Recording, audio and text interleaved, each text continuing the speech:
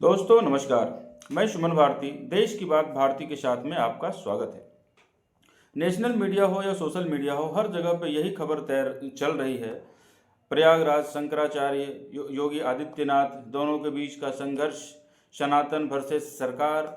तो मजबूरी में मुझे भी उसी खबर पे आना पड़ता है और उन्हीं का कोई डिबेट, उस विषय पे कोई डिबेट हो, उस विषय पे किसी का कोई वक्तव्य हो, बयान हो, तो वही लेकर मैं आपके सामने अभी प्रस्तुत हो रहा हूँ।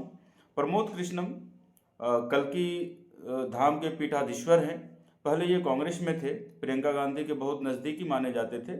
पिछले 1-2 सालों से 2024 के चुनाव के आसपास में शायद ये कांग्रेस छोड़ दिए हैं और अभी थोड़ा सा मतलब बीजेपी की तरफ इनका झुकाव था। शायद पार्टी अभी ज्वाइन किए नहीं है, लेकिन बीजेपी की तरफ इनका झुकाव रहता है अब। तो उन्हीं का एक इंटरव्यू है, चित्रा त्रिपाठी जी उनका इंटरव्यू ले रही हैं। तो उन्हीं का एक कुछ हिस्सा है जो कि मैं आपको अभी सुनाने वाला हूँ। आप इसे सुनेंगे। बोलते बोलते वो तो बोल गए कि ये विवाद अभी खत्म होने वाला नहीं है। तो सुनते हैं कि वो क्या बोलते हैं। बात से शुरुआत करते हुए देखिए, ये स्थिति आ गई है उत्तर प्रदेश में कि एक सिटी मजिस्ट्रेट को कई पन्नों का हस्तलिखित इस्तीफा देना पड़ रहा है। सरकार के ऊपर सनातन धर्म के अपमान को लेकर कई आरोप उनकी ओर से लगाए गए हैं। ये कहते हुए कि चाहे शंकराचार्य विवाद हो, बटुकों को चोटी पकड़कर जिस तरह घसीटा गया हो, या यूजीसी को लेकर जो नए नियम सामने आए हैं, तीनों को लेकर उन्होंने इस्तीफा दिया है और अपनी जो राय है, जो दुख है, उसको भी व्यक्त किया है। सबसे पहले इस पर टिप्पणी आपकी। और देखिए, कोई अगर अपना इस्तीफा देता है, इस्तीफा देते वक्त अपनी कोई पीड़ा देश के सामने रखता है, तो उसमें किसी दूसरे के बयान की जरूरत कहाँ पड़ती है। ये तो वही बता सकते हैं कि उन्हें क्या पीड़ा थी, किस समस्या का सामना करना पड़ रहा था। जहाँ तक विषय है शंकराचार्य जी और इस प्रयाग के विवाद का, तो ये विवाद तो पूरा का पूरा राजनीति से प्रेरित है। ये धर्म का विवाद नहीं है, सनातन का विवाद नहीं है, लेकिन सनातन को खंड खंड करने की एक साजिश है। और ये चित्रा त्रिपाठी जी, आप तो बहुत ही विद्वान पत्रकार हैं, बहुत ही अनुभवी पत्रकार हैं। You know each and everything. हजारों साल से सनातन को खंड खंड करने की साजिश की गई। 800 साल मुगलों ने हुकूमत की, सनातन बटा तभी तो हुकूमत हुई। 200 साल अंग्रेजों ने भी यही काम किया।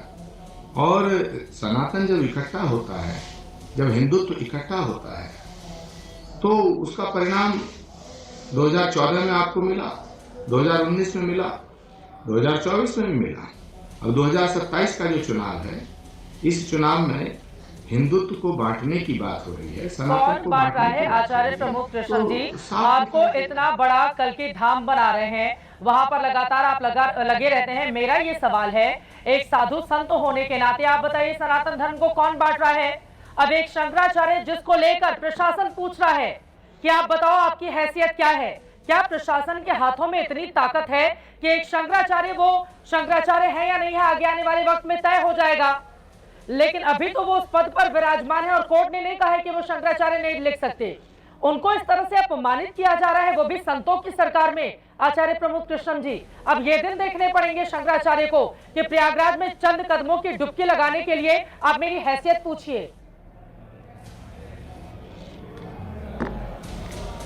चित्रा जी, शंकराचार्य जी की हैसियत पूछने की हैसियत किसी की नहीं है। शंकराचार्य शंकराचार्य हैं। अभिमुक्तेश्वरानंद जी शंकराचार्य हैं या नहीं है, इसका फैसला कोई एक व्यक्ति नहीं करता है। न सरकार करती है, न शासन करता है, न प्रशासन करता है। लेकिन शंकराचार्य कौन रहेगा, इसका फैसला स्वयं शंकराचार्य करते हैं और शंकराचार्य अपना उत्तराधिकारी घोषित करते हैं। हाँ। पूज्य स्वामी स्वरूपानंद जी महाराज, जो अब हमारे बीच में नहीं हैं, उन्होंने अपने उत्तराधिकारी के रूप में अभिमुक्तेश्वरानंद जी का और स्वामी सदानंद सरस्वती जी का नाम दिया था। बिल्कुल। स्वामी सदानंद सरस्वती जी का पट्टाभिषेक हुआ, लेकिन स्वामी अभिमुक्तेश्वरानंद जी के पट्टाभिषेक पे पहले मुकदमे को आधार बनाते हुए सुप्रीम कोर्ट ने उनके पट्टाभिषेक होने पर रोक लगा दी। तो ये विषय कोर्ट के विचाराधीन है। लेकिन अगर अभिमुक्तेश्वरानंद जी शंकराचार्य नहीं भी हैं, तो भी उन पर लाठी नहीं बरसाई जानी चाहिए। लेकिन उन पर कई बार लाठियां चली हैं। अखिलेश यादव जी की सरकार थी 2015 में, 23 सितंबर की रात याद करें। हम भी अभी मुक्तेश्वर जी के साथ हमने कई वर्ष बिताए श्री विद्या मठ में, ताबड़तोड़ लाठियां चली। तब ये सारे विपक्ष के नेता जो आज शंकराचार्य जी के मान मर्यादा और सम्मान की बात कर रहे हैं, तब ये कहां थे? अरे तो अखिलेश यादव को याद आ गया ना, शंकराचार्य पर लाठियां बरसाने के बाद ज्यादा दिन नहीं हुआ, 14 महीने के बाद उनकी सरकार चली गई थी। तो कम से कम उस घटना से लोग सीख तो ले सकते हैं आचार्य प्रमोद कृष्ण जी। वो तो अपना भूल सुधार रहे हैं, वो तो खड़े हो गए हैं शंकराचार्य के साथ, उनको गलती का एहसास हो रहा है। लेकिन बाकी सरकारें गलती क्यों कर रही हैं जो हिंदुत्व का, संतों की सरकार होने का इतना बड़ा बड़ा दावा करती हैं? बहुत अच्छी बात है, समाजवादी पार्टी के मुखिया आदरणीय बहुत अच्छा सवाल किया चित्रा त्रिपाठी ने प्रमोद कृष्णम से। बहुत ही अच्छा सवाल है कि जो बीजेपी की सरकार है या फिर योगी जी उत्तर प्रदेश में मुख्यमंत्री हैं, तो खुल करके बोलते ही हैं इन लोगों कि मुझे मुसलमानों का वोट नहीं चाहिए। मतलब साधु संत की बात करना, राम मंदिर की बात करना, हमेशा धर्म की बात करना, हिंदुत्व की बात करना, और उनके शासनकाल में, उनके समय में, उनके दौर में, जबकि दिल्ली केंद्र सरकार मोदी जी की है, मोदी जी प्रधानमंत्री है और उस राज्य के मुख्यमंत्री योगी जी हैं, वो भी एक संत हैं। और उनके समय में, दौर में, काल में इस तरह का एक संत, एक छोटा मोटा कोई साधु हो, ये शंकराचार्य हैं, इनके साथ ये विवाद कर देना, माँ गंगा में नहाने की अनुमति ना देना, ये तो घोर अन्याय है। सुनते हैं कल की पीठाधीश्वर प्रमोद कृष्णम और आगे क्या कहते हैं। अखिलेश यादव जी को संतों के प्रति उनके मन में श्रद्धा उत्पन्न हुई, बहुत अच्छी बात है, मैं स्वागत करूंगा। ऐसे ही भारत के सभी सेकुलर नेताओं के मन में संतों के प्रति आदर उत्पन्न होना चाहिए, बहुत अच्छी बात है। लेकिन योगी आदित्यनाथ भी संत हैं, गोरक्षपीठाधीश्वर है और आज उत्तर प्रदेश के मुख्यमंत्री हैं। बिल्कुल। उन्हें औरंगजेब कहना, हुमायूं से जोड़ना, बाबर से जोड़ना, तो आज इस विवाद को शुरू हुए 10 दिन से ज्यादा हो गए। लेकिन योगी आदित्यनाथ जी ने हमारे अभी मुक्तेश्वर जी महाराज की शान में कभी कोई अभद्र टिप्पणी की? मुझे तो नहीं लगता आज तक की हो। लेकिन रोज योगी आदित्यनाथ जी को गाली देने का काम किया जा रहा है। कालने में बताया है ना, नाम तो नहीं लिया, लेकिन शंकराचार्य जी कह रहे हैं मुझे ही बताया है कालने में, आप कह रहे हैं अपमान नहीं किया। देखिए, हाँ, देखिए मैं एक बहुत बड़ी बात आज आपके इस शो में कह रहा हूँ कि इस विवाद को जल्दी समाप्त हो जाना चाहिए था, लेकिन ये विवाद समाप्त नहीं होगा, क्योंकि ये विवाद यदि संतों के मध्य होता तो समाप्त हो जाता। इसमें सियासत है, इसमें सत्ता का स्वाद दिख रहा है। 2027 का चुनाव है और इस विवाद से सनातन को नुकसान पहुंच रहा है। अरे कौन ले रहे हैं? मैं आपको बता रहा हूँ, ये सनातन, आप तो इतना साफ साफ बोलने वाले हैं, आप क्यों बच बच के बोल रहे हैं आचार्य जी? जो लोग आज सत्ता के सिंहासन पर बैठे हैं वो सनातन की शक्ति से बैठे हैं, तो वो तो सनातन को विभाजित करना नहीं चाहेंगे। जो सत्ता से दूर हैं, सनातन को विभाजित करके सत्ता के सिंहासन तक पहुंचने की जो साजिश है, ये कौन कर रहा है? अखिलेश यादव की पुलिस ने यहाँ पर जाकर बटुकों के साथ अभद्रता की थी। प्रमोद कृष्ण जी, अखिलेश यादव की पुलिस ने जाकर शंकराचार्य के जो बटुक थे, जो उनके शिष्य थे, उनके साथ अभद्रता की थी, आप ये कहना चाह रहे हैं?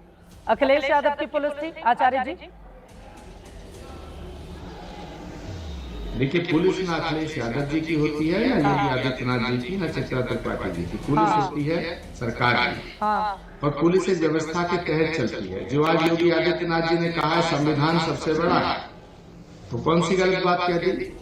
ये लोकल पुलिस प्रशासन का इश्यू था, इसमें अखिलेश यादव जी भी कूद पड़े। कांग्रेस पार्टी ने राष्ट्रीय कार्यालय के अंदर प्रेस कॉन्फ्रेंस करके शंकराचार्य जी, अभी मुक्तेश्वर जी की फोटो लगा करके और प्रेस कॉन्फ्रेंस करके समर्थन दिया। अभी आप बीजेपी भी कूदी थी आचार्य प्रमोद कृष्ण जी। अब गलत को अगर मुस्लिम लीग भी गलत बताए और वैसे भी गलत बताए, तो आपको तो इसका स्वागत करना चाहिए। बटुकों पर वो छोटे छोटे बच्चे हैं 14-14 साल के, पुलिस उनके साथ क्या भद्रता कर रही है। और आपका ये कहना है कि 2015 में अखिलेश यादव ने भी किया था, तो ये भी थोड़ा बहुत कर दे रहे हैं तो क्या दिक्कत है? आचार्य प्रमोद कृष्णन जी, कम से कम साधु संतों को ये दिन देखने के लिए मुझे लगता है खुलकर इसका विरोध होना चाहिए। शासन प्रशासन किसी का हो, आप मेरी बात सुनिए आचार्य जी। नहीं, आप इतना बड़ा धाम बना रहे हैं सनातन की आस्था का और आप इस तरह की बातें कर रहे हैं आचार्य प्रमोद कृष्णन जी। मैं आपकी बात से बिल्कुल सहमत नहीं हूँ। अभी मुक्तेश्वरानंद शंकराचार्य है या नहीं है, ये प्रशासन तय नहीं करेगा। प्रशासन के अंदर इतनी हिमाकत कहाँ से आई? वो जाकर ये सवाल पूछता है कि आप बताइए आपकी हैसियत क्या है? इतनी हिमाकत कहां से आई? कल को आचार्य प्रमोद कृष्णन जी आपसे भी पूछा जाएगा, अपने अस्तित्व का प्रमाण पत्र दीजिए, क्या आचार्य हैं कि नहीं है, और लेकर तैयार रहिएगा कागज। गलत को गलत बोलना चाहिए आचार्य प्रमोद कृष्णन जी। और सत्ता किसी एक की नहीं रहती है। सब अखिलेश यादव की सत्ता थी, आई चली गई, अभी इनकी 2 बार से सत्ता है, लेकिन इतना अधिकार नहीं होना चाहिए कि छोटे छोटे बच्चों पर इस तरह से उनके साथ अभद्रता की जाए। चित्रा जी, आपने बहुत लंबा सवाल किया है, थोड़ा सा जवाब में देने का प्रयास कर रहा हूँ, आप सुन लेंगे ना। बराए मेहरबानी कृपा दृष्टि करें। मैं ये कह रहा हूँ कि अभी मुक्तेश्वरानंद जी के साथ जो अभद्रता हुई है, मैं उसका समर्थन नहीं कर रहा। मैं उत्तर प्रदेश के मुख्यमंत्री आदरणीय योगी आदित्यनाथ जी से कहना चाहता हूँ कि जांच बैठाएं, ये गलती किसकी थी।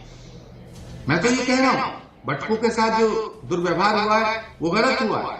अगर वो शंकराचार्य नहीं भी हैं तब भी एक साधु हैं, तपस्वी हैं, मैं ये कह रहा हूँ। लेकिन मैं ये कहना चाहता हूं कि 2015 में भी ये घटना घटी, तब विपक्षी नेताओं के मन में अभी मुक्तेश्वरानंद जी के प्रति प्रेम उत्पन्न नहीं हुआ। जो आज प्रेम उत्पन्न हो रहा है उसका कारण ये संतों के प्रति श्रद्धा नहीं है, ये सियासत है। सत्ता पाने का स्वाद, सत्ता पाने की जो ये लालसा है, ये वो है। मैं ये कहना चाहता हूं। मैं कतई इस बात का समर्थन नहीं कर रहा कि अभी मुक्तेश्वरानंद जी अगर शंकराचार्य नहीं है तो उनके साथ दुर्व्यवहार होना चाहिए, लेकिन पूरा क्रोनोलॉजी और घटनाक्रम देखिए। योगी आदित्यनाथ जी ने अभी तक अभी मुक्तेश्वरानंद जी के किसी भी उनकी शान में कोई गलत बयानी नहीं की है, जबकि योगी आदित्यनाथ जी के लिए उन्होंने क्या क्या नहीं कहा, रोज कह रहे हैं। इसके पीछे का मोटिव समझिए।